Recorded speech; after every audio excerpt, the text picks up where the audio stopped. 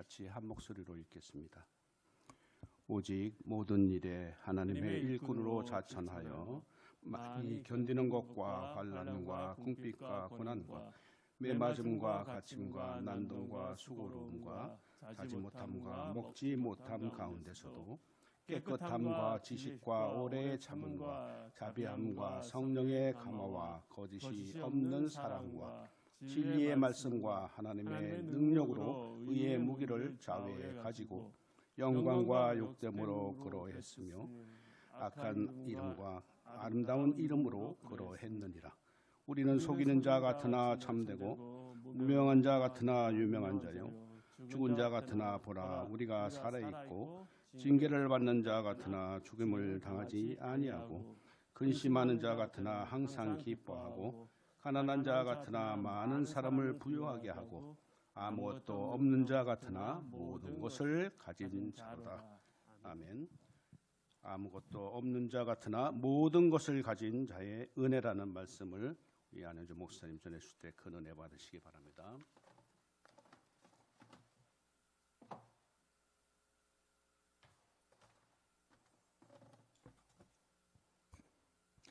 할렐루야. 사랑하고 축복합니다. 좌우에 계신 분들을 사랑하고 축복해 주시기 바랍니다. 사랑하고 축복합니다. 사랑하고 축복합니다. 그리고 좋은 일이 있습니다. 좋은 일이 있습니다. 그리고 마지막으로 기도합시다. 기도합시다. 오늘 말씀은 고린도후서 6장 4절에서 10절입니다. 말씀의 배경은 고린도후서는 바울의 제2차 전도 여행 중인 서기 80년경에 고린도시에서 1년 6개월 정도를 머물면서 고린도 교회를 창립했습니다. 그리고 한 사역지에서만 계속 사역을 했으면 좋았을 것을 그 바울 사도에게는 여러 교회를 개척하라는 하나님의 그런 계시가 계속 있었기 때문에 한 곳에서 계속 그 교회를 하지 못하고 계속 옮겨가면서 그 교회를 창립해야만 했습니다. 그러자 바울이 다른 선교지로 떠나자마자 처음에는 안 그러다가 한참 지나니까 이제 거짓 사도들이 들어오기 시작했습니다. 그래서 고린도 교인들이 신앙의 순결을 지키지 못하고 또한 번영하는 신흥 항구 도시로서 굉장히 많은 그 그리스의 그 여러 가지 다신교가 있잖아요. 예, 뭐 제우스, 뭐 아폴로, 뭐 아프로디테, 뭐 이래갖고 온갖 잡신들이 많습니다. 그런 잡신들의 이교도 문화가 극심하던 고린도시의 세속 문화에 물들기 시작했습니다. 그리하여서 점점 교회 내에서 각종 실수와 그리고 범죄 그리고 예배의식의 문란 등 각종 잘못과 범죄가 발생하자 고린도 교회를 떠난 지 3년 정도 되던 제3차 전도 여행 때 에베소에서 고린도 교회의 각성을 위하여서 고린도 전서를 먼저 쓰게 됩니다. 그래서 고린도 전서를 보내고서 이제 좀 기다리려고 하고 원래는 안 가려고 했지만 그거를 보내고 나서 갑자기 고린도 교회가 더 심각해졌다라는 얘기를 듣고 나서 바울 사도는 원래 얘기와 다르게 직접 고린도 교회를 방문하였습니다. 직접 방문하여서 회개를 촉구하는 설교를 했는데도 불구하고 이상하게도 그 바울 사도의 그 위대한 설교에도 불구하고 고린도 교인들이 그 즉시 회개하거나 그러지를 않고 그 완전한 회개를 보지 못하고 바울 사도는 결국 와야 했습니다. 그리고 나서 알려지지 않은 그 눈물의 서신이라는 그 편지를 그 고린도 교회에게 보내자 그때서야 그 회개 운동이 일어나기 시작해서 모든 고린도 교인들이 회개를 하기 시작하였습니다. 그러나 또한 거짓 사도들의 획책에 의해서 일부의 성도들은 이제 바울의 사도권을 부정하는 사태가 발생했습니다. 그리하여서 고린도 후서는 자신의 그 사도권을 확립하는 내용으로 그리고 또한 복음으로 순종하고 회개케 하기 위해서 고린도 후서가 써졌습니다. 고린도 후서의 내용은 도입부, 본론부, 종결부가 있습니다. 좀 간단하죠? 구약 성경들에 비해서. 도입부는 받는 자인 고린도 교회와 보내는 자인 바울 사도의 이름이 써져 있고 사도권에 기인한 바울 사도의 축도로 그 문서가 시작됩니다. 본론에서는 자신의 사도권에 대한 해명과 그리고 또한 예루살렘 교회가 그 당시 기근으로 굉장한 고난을 받고 있었기 때문에 그 교회를 위한 연보를 보내다라는 그런 격려를 하고 있습니다. 그리고 종결부에 성도에게는 결국 궁극적인 승리가 있을 것을 알려주며 또한 사도로서 축도로 인사를 마칩니다. 고린도후서의 주제는 다음과 같습니다. 성도는 자신의 소명에 대한 확고한 인식이 있어야 한다. 두 번째로 성도는 자신의 소명에 절대 헌신해야 한다. 그리고 세 번째로 성도는 교회의 평화와 일치를 위해서 인내와 관용의 정신을 가져야 한다. 그리고 네 번째로 성도는 구제에 힘써야 한다. 그리고 다섯 번째로 각 지교회와 지교회 사이에서도 친밀한 친교가 있어야 한다라는 것. 그리고 여섯 번째로 성도는 궁극적으로 긍정주의자여야, 낙관주의자여야 한다라는 것입니다. 그리고 고린도후서의 그 핵심 단어는 증거입니다. 증거. 그리고 고린도후서의 핵심 절은 5장 18절. 모든 것이 하나님께로서 났으며 그가 그리스도로 말미암아 우리를 자기와 화목하게 하시고 또 우리에게 화목하게 하는 직분을 주셨으니 라는 것과 10장 17절 자랑하는 자는 주 안에서 자랑할지니라 라는 구절입니다. 제가 이 강해 설교 비슷하게 배경과 본문 해석과 그런 거를 하면서 핵심 절, 그 다음에 핵심 주제, 그 다음에 핵심 장 이런 거에 대해서 여러분에 대해서 가르쳐 드리지 않습니까? 그런데 청년들이 이 설교를 들을지 모르겠지만 저번 주에는 우리 청년들에게 수련회 비스무리하게 했습니다. 그러면서 이제 성경을 처음부터 끝까지 한번 살펴보는 걸 했는데 성경의 그 창세기면 창조 뭐 이런 식으로 핵심 단어를 집어내고 그 다음에 그 창세기에서 가장 창세기의 핵심 본론 중에 본론이라고 할 수 있는 그 절들 2개 뭐 그 정도 이렇게 써보는 그거를 해봤는데 굉장히 유익하더라고요. 기회가 됐으면 우리 성도들 모두가 한번 해봤으면 너무나 좋겠습니다. 그러므로 이것들도 여러분들이 기억하고 이렇게 자주 기록해 주시기 바랍니다. 고린도후서의 핵심 장은 11장입니다. 바울 사도는 자신의 사도권에 대한 가장 직접적인 증거로 제시된 부분으로 본론 중에 본론이라고 할 수 있습니다. 거짓 사도들과 비교되는 참 사도로서의 자신의 모습과 사도로서 절대 헌신한 평소의 수행 자세를 사도직의 구체적인 증거로 제시한 내용과 함께 자신의 사도권을 굳이 내세워야 하는 이유와 심경에 대해서 말하고 있습니다.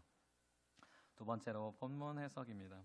4절 오직 모든 일에 하나님의 일꾼으로 자천하여 많이 견디는 것과 환난과 궁핍과 고난과 애서라는 부분에서 3장 1절 고린도후서를 잘 읽어보신 분이라면 3장 1절에서는 자기가 스스로 천거할 의사가 없다라고 바울 사도는 써놨었습니다. 그런데도 여기에서는 스스로 자천한다라고 했습니다.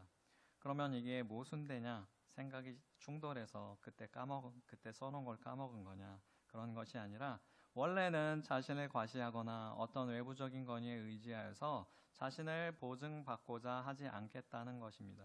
그런데도 그것을 부득불 끄집어내도록 만들기 때문에 내가 어쩔 수 없이 이것을 말한다라는 것입니다. 그래서 지금 바울 사도는 자신의 이기적인 야심이나 인간적인 권위에 의존하지 않고 오직 하나님의 영광을 위하고 사람들을 구원하고자 하는 순수한 동기에서 사역하며 그것을 위해 스스로 견디어낸 무수한 고난들에 의하여 자신의 정당성을 말하는 것입니다. 그러므로 앞에 3장 1절과 모순되지 않습니다. 그리하여서 자신을 스스로 천거할 수 있는데 자신은 하나님의 사도로서 이러한 일을 당했다. 그러면서 거짓 사도들에게 또한 말하고 있습니다. 너희들은 하나님의 사도라고 주장하는 자들이 그런 수고를 당했느냐라고 말하고 있습니다. 그리하여서 많이 견디는 것이라는 것은 환난과 궁핍과 고난이 있습니다. 환난이라는 것은 육체적, 정신적, 영적으로 압박받는 그런 체험을 말합니다. 궁핍이라는 것은 역경이 끊임없이 닥쳐오는 상황에서 겪는 고통을 말합니다. 곤란이라는 것은 좌절을 강요받는 극한적인 상황을 말합니다. 5절 매맞음과 갇힘과 난동과 수고로움과 자지 못함과 먹지 못함 가운데서 라는 부분에서 매맞음과 갇힘과 요란한 것이라는 것은 다른 사람이 바울 사도에게 행한 그런 것들입니다. 그리고 수고로움과 자지 못함과 먹지 못함은 외부로부터 강요된 것이 아니라 바울 사도 스스로가 그리스도의 종으로서 복음을 위하여 스스로 짊어진 것입니다. 교회의 부담을 지우지 않고 스스로의 노력으로 생계를 꾸려나가기 위하여 스스로 텐트를 만드는 일을 했었던 바울 사도는 그것을 위하여 수고로움을 했고 그리고 자지 못하고 제대로 먹지 못함을 피하지 않고 온몸으로 견디어 나갔습니다. 그것은 하나님의 영광과 고린도 교인들의 구원을 위하여서 기꺼이 그리했습니다. 6절 깨끗함과 지식과 오래 참음과 자비함과 성령의 감화와 거짓이 없는 사랑과 에서 5절에서 언급된 9가지의 시련들을 견디어 나간 것이 사도의 외적 자질이라면 6절, 7절에서 언급되는 항목들은 사도의 직분을 행하는 동안 필요됐던 내적인 그런 자질들을 말합니다. 깨끗함이라는 것은 영적인 순결함, 즉 두 마음을 품지 않고 도덕적으로 올바른 행실을 말합니다. 그러니까 여러분들을 순결하십시오. 여러분들 재물을 멀리해야 됩니다. 여러분들 교회를 위해서 헌금해야 됩니다. 라고 만약에 주장을 하면서 자신은 그러지 않은 분들도 있잖아요. 그런데 그러지 않고 똑같이 순수함을 지켰다라는 것입니다. 지식이라는 것은 그리스도 안에서 제시된 구원에 대한 지식을 말합니다. 삶 속에서 하나님의 뜻을 민감하게 분별하고 그 뜻에 합당하게 살아간다라는 의미로서의 지식입니다. 또한 오래 참음은 오해와 불신, 분란과 열매 맺지 못함 등에 대하여 끝없이 참고 언제나 사랑으로 사람들을 대했고 그의 성도들에게도 그렇게 하도록 가르쳤습니다. 바울 사도는 그 사역을 하면서 누구보다도 더 많은 그런 사역을 했지만 그 많은 사역 가운데서는 하나님의 사도인데도 심지어 예수님께서 그 나의 일을 해라라고 이렇게 직접 뽑으신 12제자 외에도 직접 뽑으신 그런 위대한 사도임에도 불구하고 교회 개척을 하는 여러 가지 그런 사역, 전도를 하는 그런 여러 가지 사역에도 불구하고 실패를 겪었다라는 것입니다. 이것은 우리 성도들에게 주는 의미하는 바들이 굉장히 큽니다. 우리 성도들이 그리스도를 위하여, 교회를 위하여, 그리고 하나님을 위하여 여러 가지 일을 할 때 우리 성도들도 마찬가지로 실패를 겪을 수 있다라는 것입니다. 우리 성도들이 못나서 그런 것도 아니고 하나님이 그런 것들을 겪어보게 하기 위하여서 그런 것이라는 것입니다. 그러므로 우리에도 오래 참음을 가집시다. 그리고 자비함이라는 것은 인간이 다른 사람을 사랑하는 태도를 말합니다. 그리고 또한 성령의 감화라는 것은 성령의 능력으로 말미암아 한 사람의 삶이 합력하여 선을 이루어가는 것을 말합니다. 바울 사도에게는 약점이 있었습니다. 바울 사도의 그 끝없는 열심 때문에 불같은 성미를 가졌습니다. 바울 사도는 그 열심 때문에 자신이 사는 그 마을에서만 그 그리스도인들을 잡아갔던 것이 아니라 멀리 떨어진 이웃 마을, 이웃 나라까지 가서 그리스도인들을 잡아올 정도로 열심히 있었습니다. 그런 열심히 있는 사람이 전도여행을 가다가 전도여행에서 이탈한 사람 때문에 바나바와 엄청 대판 싸우지 않습니까? 그런 불같은 성미가 있었습니다. 그런 불같은 성미가 하나님의 성령의 능력으로 말미암아 감화받아서 성령의 감화로 조화를 이루게 되었다라는 것입니다. 거짓 없는 사랑이라는 것은 성령 사역에서 가장 큰 열매입니다. 여러분들도 거짓 없는 사랑을 가지시기 바랍니다. 7절에 진리의 말씀과 하나님의 능력으로 의의 무기를 좌우에 가지고 라는 표현은 복음에 대한 표현입니다. 하나님의 말씀을 거짓 선지자들처럼 복잡하게 만들지 않았고 오직 진리만을 선포하였습니다. 오늘날의 예전의 이단들도 그렇고 오늘날의 이단들도 그렇고 이단들은 항상 특징이 있습니다. 뭔가 우리가 믿고 있는, 다른 사람들은 아니고 우리가 믿고 있는 것이 가장 위대한 것이야. 너는 비밀을 알고 있어. 마치 신비학파에 들어온 것처럼 그렇게 그들을 세뇌시키고 그들을 그렇게 만들어 버립니다. 그래서 A는 B고 B는 C고 C는 D고 해갖고 Z까지 가갖고 뭐 결국 자기들이 원하는 교리, 뭐 이만희는 뭐 하나님이다, 뭐 일단 헛소리를 만들어내기도 하는데, 그런 엄청난 이상한 공식들을 가지고 마치 진리를 진리답게 순수하게 너희가 믿음으로써 의를 얻는다라는 이런 순수하고 아주 간단한 복음의 진리를 왜곡하여서 그렇게 복잡하고 어렵고 마치 신비와 상징이 가득한 것으로 그렇게 왜곡하는 그런 거짓 사도들과 다르게 오직 진리만을 선포하였다라는 것입니다. 또한 의의 병기로 좌우하고라는 것은 하나님으로부터 받은 영적 정비가 완벽하다는 것을 로마식 군대 무장에 빗대어서 말을 하고 있습니다. 그리하여서 바울 사도는 성령의 검과 믿음의 방패를 가지라라고 말을 합니다. 8절, 영광과 욕됨으로 그러했으며 악한 이름과 아름다운 이름으로 그러했느니라.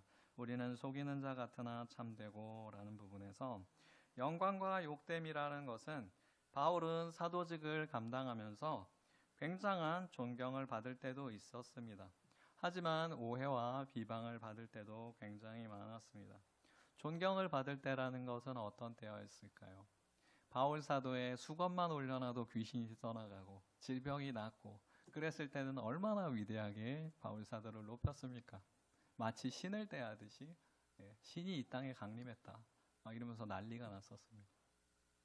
그런데 바울 사도가 이제 교리적이라든가 아니면 어떤 다른 사도와의 그런 약간의 그런 다른 점, 그런 점들로 인하여서 나는 뭐 디도파다, 나는 바나바파다 라고 할 때 바울 사도는 오해와 비방을 받을 수도 있었습니다.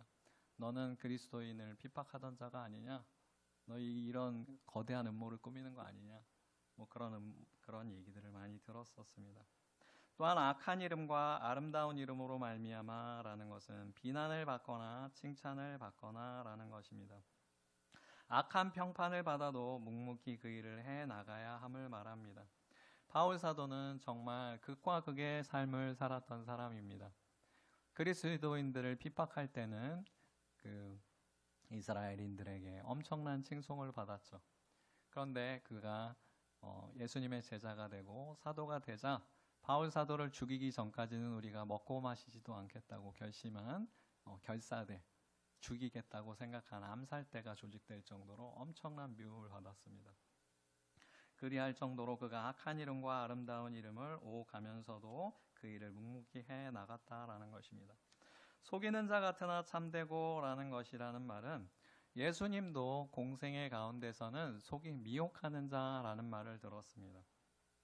세상은 자신이 인정할 수 없거나 또한 받아들이기 싫은 것을, 자신이 몰랐거나 그런 것을 비난합니다. 그리고 고린도 교인들에게 또한 부담을 주지 않는 것에 대하여 속임수라고 또한 비난을 받았습니다. 하지만 바울은 절대로 거짓말을 하지 않았습니다.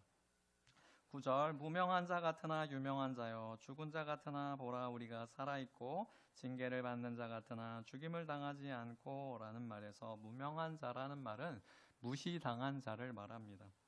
사도로서 예수님의 직계 제자들에 비해서는 인정받지 못하던 당시의 상황을 말합니다. 그러나 예수님으로부터 직접 사도직을 받았고 그 증거가 바울 사도에게 있습니다. 죽는 자 같으나 라는 것은 죽음의 위협을 수도 없이 바울 사도는 겪었다는 것을 말합니다.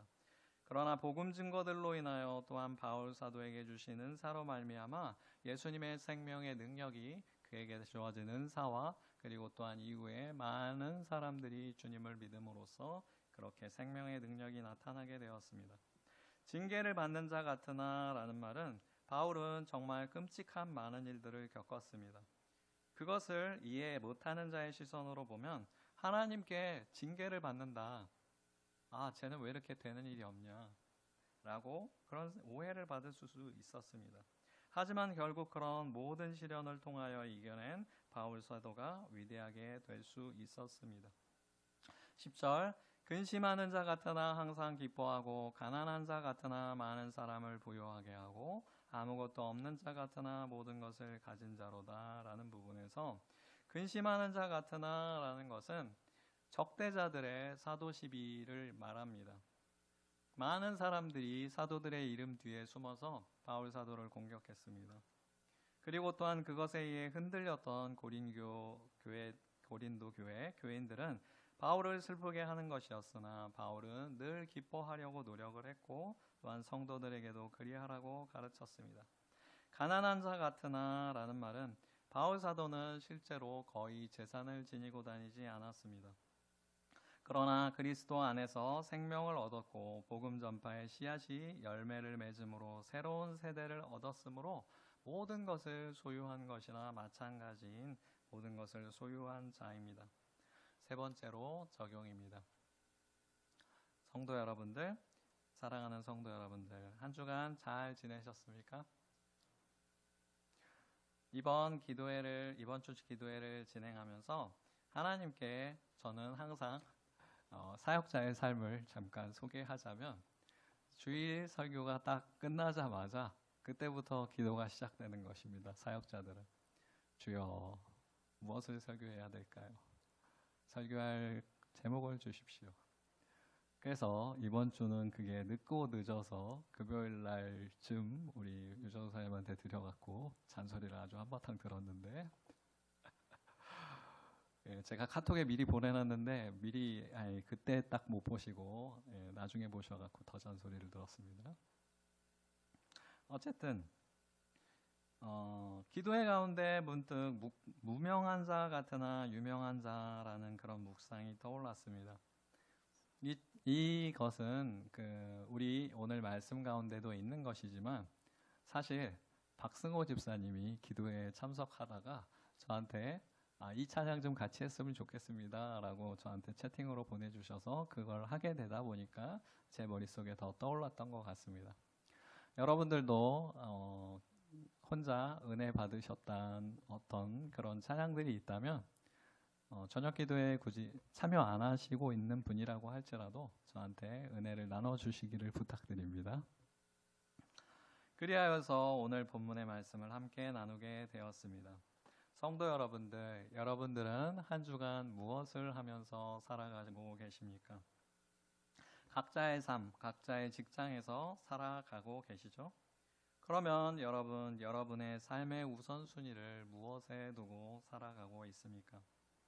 일단 살아가야 하니까 먹어야 되고 먹는데 돈이 드니까 돈을 번다 라는 그런 결론에 이르러서 여러분들이 돈을 버는 데에만 삶의 모든 신경이 곤두서 있으면 안 됩니다.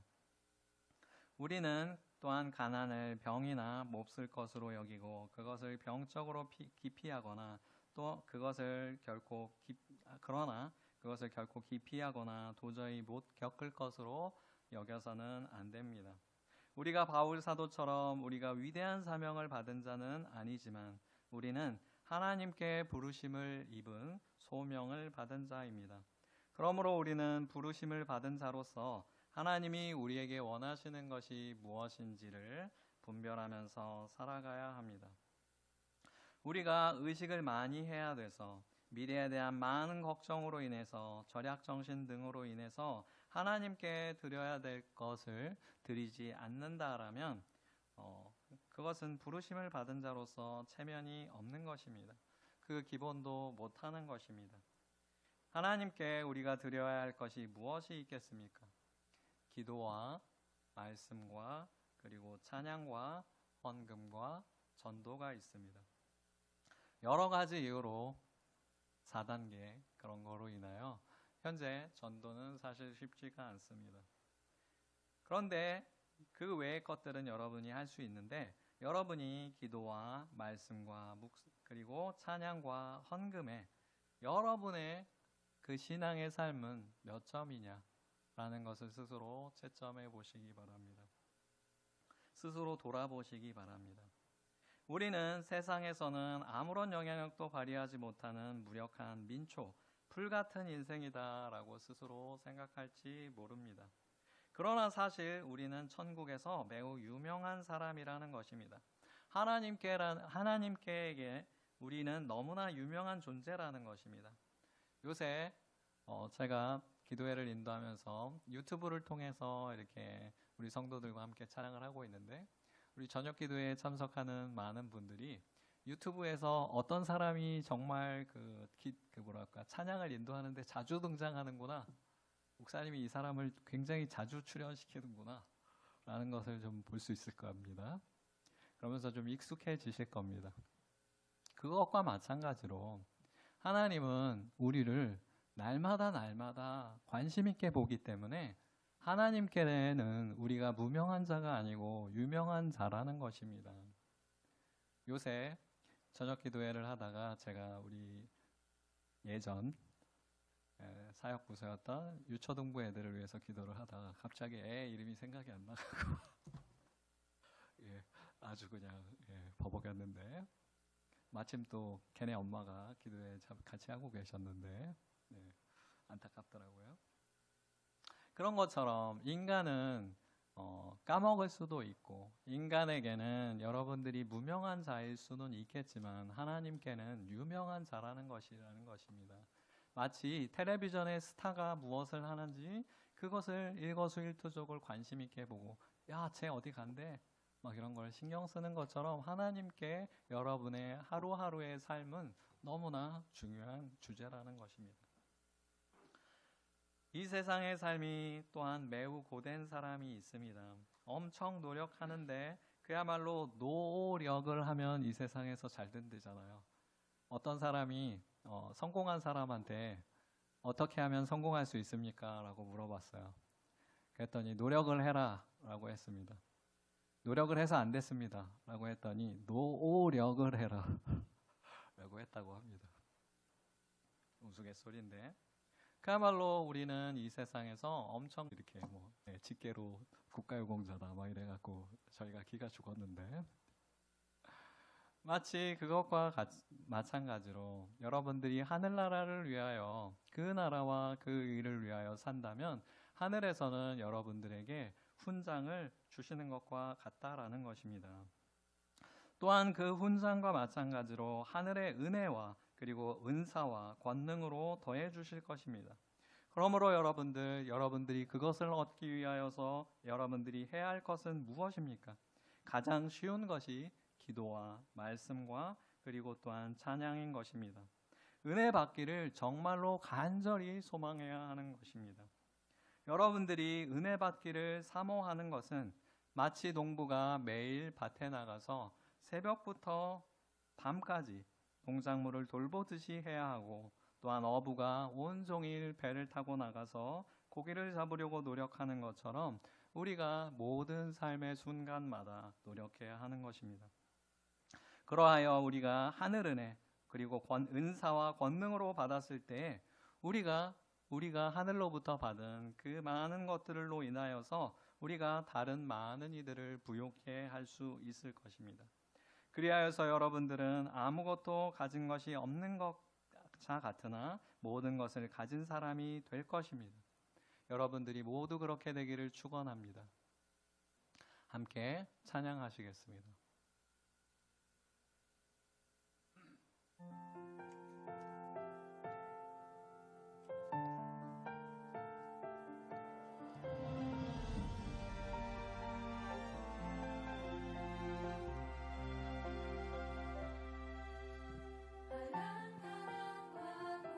화면이 안 나오네요.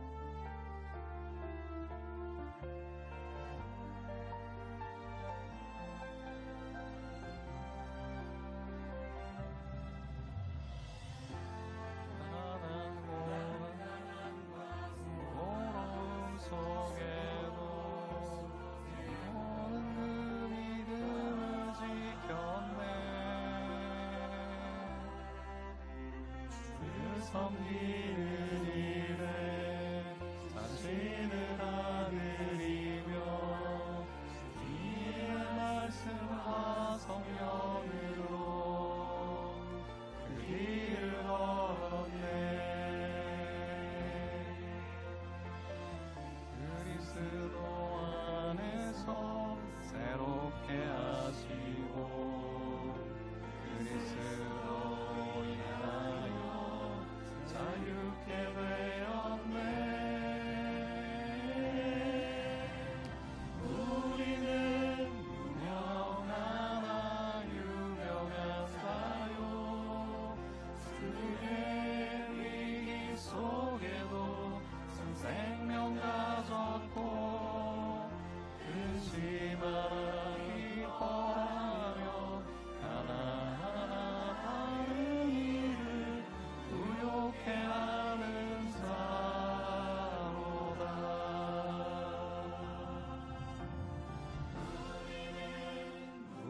유명하나 유명한 자요 주의 위기 속에도 참 생명 가졌고 근심하나 기뻐하며 하나하나 다른 일을 부욕해 하는 자로다.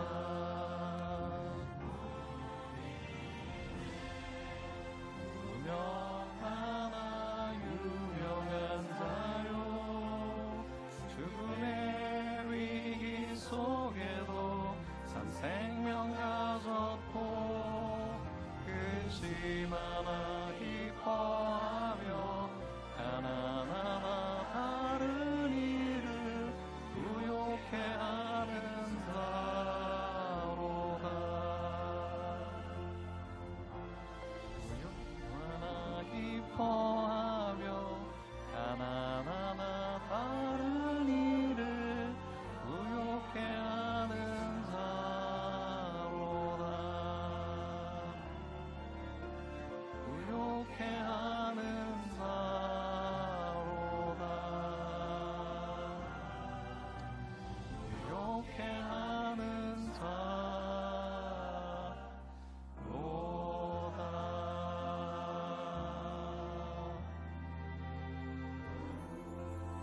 잠깐 기도하겠습니다. 사랑하는 하나님, 우리를 도와주시고 우리를 인도하여 주셔서 우리가 세상에서는 무명한 자 같으나 우리에게는 하나님께 너무나 유명한 자입니다. 그리고 또한 우리가 너무나 없는 것 같은 자이나 결국은 우리가 하나님으로 인하여 주께서 주신 그 모든 은총으로 인하여 하나님 우리가 모든 것을 가진 자가 될 것입니다. 하나님께서 우리 중림교회 모든 성도들을 반드시 그렇게 되게 하여 주실 것을 믿사오며 모든 말씀 우리 주 예수 그리스도의 이름으로 기도드립니다. 아멘. 주 있게 하여 주시니 감사합니다. 우리로 하여금 항상 기뻐하며 쉬지 말고 기도하며 모든 일에 늘 하나님의 주권을 인정하며 우리에게 주신 그 모든 상황을 인정하며 감사할 수 있게 하여 주시옵소서. 늘 기뻐할 수 있게 하여 주시옵소서. 우리를 늘 지켜주시며 또한 우리로 마침내 값없이 먹고 마실 수 있게 주께서 주시는 그 유익을 누릴 수 있게 하여 주시고 또한 주께서 주시는 그 아름다운 시대에 우리 중림교회가 제일 앞서 행진하는 그런 교회 되고 하나님의 가장 큰 사랑받는 우리 성도 한 사람 한 사람이 되게 하여 주실 것을 믿사오며 또한 어려운 상황 가운데서도 우리가 헌금을 할 수 있게 하여 주시옵소서. 모든 성도가 그 나라와 그 일을 위하여 헌금할 수 있게 하여 주시고 그리하여서 들어가도 복을 받고 나가도 복을 받는 그 은혜를 주실 것을 믿사오며 모든 말씀 우리 주 예수 그리스도의 이름으로 기도드립니다. 아멘. 지금은 의를 사랑하시어 그 몸을 십자가에 내어주사 사랑의 본을 보여주신 성자 예수 그리스도의 사랑과 전지전능하사 인류를 위한 놀라운 구원 계획을 예정하신 성부 하나님의 긍휼과 우리로 마침내 하나님과 완전한 한편이 되어 우리 민족과 인류 구원 계획에 앞장서는 우리 중림교회 성도들이 되고 그로 인하여 영의 축복과 물질의 축복을 동시에 누릴 수 있도록 도우시는 성령 하나님의 도우심이 이제로부터 영원토록 우리에게 임하실 것을 성부와 성자와 성령의 이름으로 간절히 축원하옵나이다. 아멘.